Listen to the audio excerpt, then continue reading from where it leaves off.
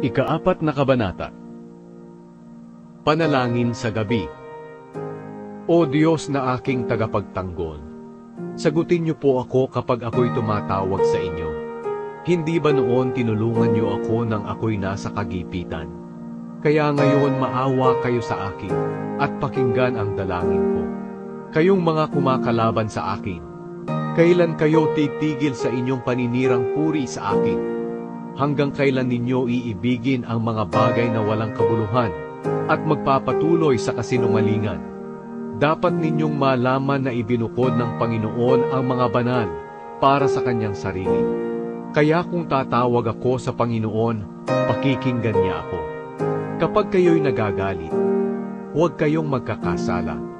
Habang nakahiga kayo sa inyong higaan, tumahimik kayo at magbulay-bulay.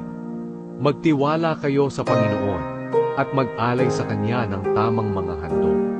Marami ang nagsasabi, "Sino ang magpapala sa amin? Panginoon, kaawaan niyo po kami. Pinaliligayan niyo ako, higit pa kaysa sa mga taong sagana sa pagkain at inumin.